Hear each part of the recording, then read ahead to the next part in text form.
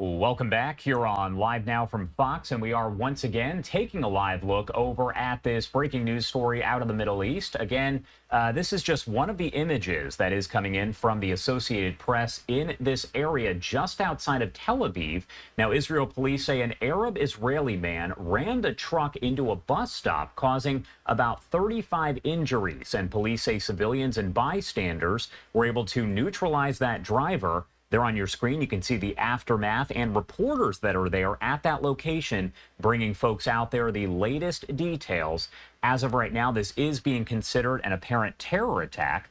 A lot to discuss, especially about this and the retaliatory attacks by Israel on Iran and what happens next. Do want to bring in Alex Traiman, CEO and Jerusalem Bureau Chief at the Jewish News Syndicate. Thank you so much, as always, for taking the time to be here with us today. Josh, thanks for having me.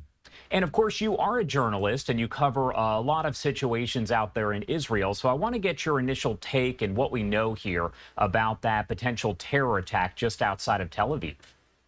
Well, we're still trying to gather information as to whether this was part of an organized terror cell or what is sometimes referred to as a lone wolf attack, although a lone wolf attack is a falsely named assignment, because these lone wolf attacks are committed by people who have been incited from the time of their youth on television and in schools and in mosques to do exactly what this individual did today. And, we've talked a lot about how many Arab Israelis have gotten their hands on assault rifles. But here you see clearly how an individual can just wake up in the morning and decide that he's going to drive his truck or his car or pick up a kitchen knife and become a mass murderer.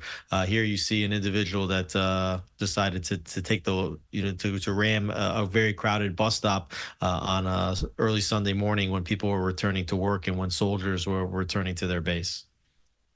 We've talked a lot about different terror attacks that have taken place in Israel over the past year or so. Have we seen any sort of increase in the number that have happened since the October 7th massacre? Have those increased, or is this pretty much what we were seeing even prior to that? Well, Netanyahu has referred to this as a seven-front war, and we talk a lot about Gaza and Lebanon, and now a lot about Iran, and of course we've gotten hit from Yemen and from Syria and from Iraq during this war too. But this seventh front is the internal front, and there has been really for decades just terror attack after terror attack. I think one of the reasons why you haven't seen more terror attacks since October 7th is because the IDF has actually been extremely active in the areas, particularly in Judea and Samaria, which is commonly known as the West Bank, in order to try to avert these types of attacks and take out terror cells when they develop. But there has been a steady stream of terror attacks, and it's something that I think Israeli authorities are on high alert that could increase as this war progresses. I want to talk a little bit more about Israel's retaliatory strikes on Iran that we saw a little more than 24 hours ago. And I asked R.E.A. Lightstone, who we just had on a short time ago, about this. But what is the feeling like overall there in Israel right now? Is there concern, so to speak, that Iran will retaliate against Israel's retaliation? Sure. I mean, Israel struck in a way that I believe gives Iran the ability to de-escalate the situation. It was rumored that Israel could attack nuclear sites in Iran. It was rumored that Israel could strike oil facilities. It chose not to do that. Israel struck on Saturday early morning at the missile defense systems and also at some of the missile production and drone production facilities of Iran, things that which improve the safety of Israel. It allows Israel to operate freely inside Iran and prevents Iran from striking Israel as heavily as they might with ballistic missiles. They could de-escalate, but at the same time, Israel has to be completely ready for another round. And I actually believe that Israel thought that when it did this strike, that this wasn't the end of the attacks between Israel and Iran, that this was just the opening salvo, so to speak. And it's quite likely that there will be more attacks, both by Iran against Israel and by Israel against Iran. I want to pop up this post here that came in not too long ago over on Twitter or X, and it's posted by the account for the Supreme Leader there, Khamenei, over in Iran. And he said, quote, "The Zionist regime made a wrong move 2 nights ago. We must make them understand the power, determination, and initiative of the Iranian people. And we heard from Eylon Levy, former government spokesperson, who said moments ago in another post, he said, this sounds like a threat. What are your overall takes there? Well, it certainly sounds like a threat, but let's remember that it's not Israel that launched this war. Israel's been attacked by every proxy that Iran has been funding over the last several decades, including Hamas, including Hezbollah, including the Houthis, and Israel's been attacked from Iran itself with what was the largest missile barrage in the history of modern warfare. So. Look, the one thing that I would say here about this quote is that I don't think that Khamenei actually represents the will of the Iranian people, who see that this Islamic Republic has dragged them in needlessly into poverty and war. And Netanyahu has actually spoken directly to the Iranian people and told them that they are not the enemies of the Jewish people of the state of Israel. Rather, it's Khamenei himself who is and his Islamic Republic regime that is the enemies of the Jewish people.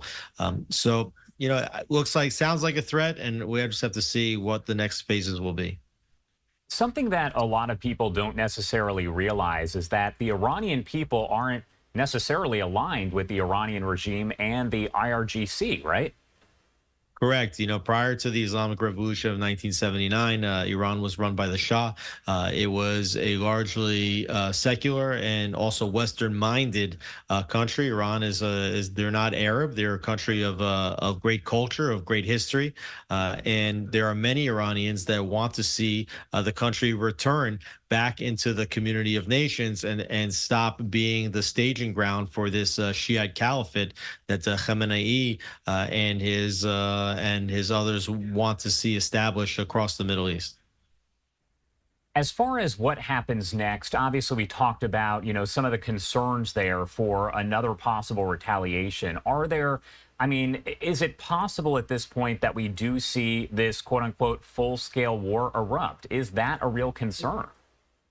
I think it's a very serious concern, and well, if you really look at the situation, we're in the full war. It's just that it's not necessarily happening as fast as everybody would expect. But you're basically seeing these attacks going back and forth. Israel's fighting, on multiple fronts. Israel's decided really to try to fight one front at a time. That's why they were dealing primarily with Hamas in Gaza. As they've degraded Hamas, then they have pivoted their attention towards Hezbollah. Hezbollah basically serves as the forward-facing army of the Iranian Islamic Republic. That's their strongest fighting force, and Israel's working hard now, very actively, to file down Hezbollah's capabilities while Hezbollah is fighting and firing against Israel. And we just saw even this morning another attack that's at least seriously injured an Arab in north of Israel. We saw yesterday 2 Arabs that were very seriously injured from a Hezbollah rocket. And we saw on Saturday that Israel took out a Hezbollah underground facility that was over 1.5 kilometers long with 400 tons of explosives. So, we're seeing a very, very serious war taking place. And Israel just struck against Iran, against their missile production facilities and their air defenses. And I think it's highly likely that you're going to see future strikes.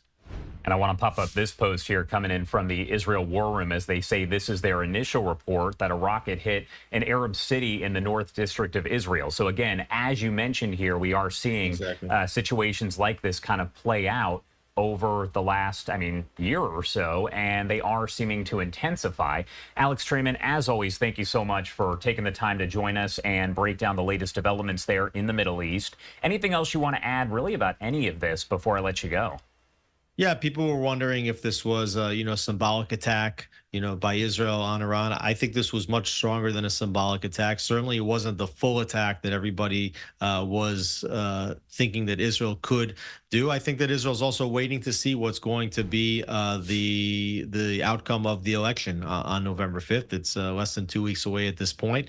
Israel wants to stay out of the election, doesn't want to be accused of election interference, and they also are going to recalibrate what they do regarding Iran on the basis of who who wins that election. I think that if Trump wins, the hope here in Israel by Netanyahu and his administration is that they might be able to better coordinate a much more forceful attack on Iran that would include taking out the Iranian nuclear facilities. If Harris becomes the president, then Israel will adjust accordingly. And I think you'll see series of attacks that look more like the one that Israel perpetrated on Saturday night. Alex, as always, thank you so much for being here with us. We appreciate it. Josh, thanks for having me.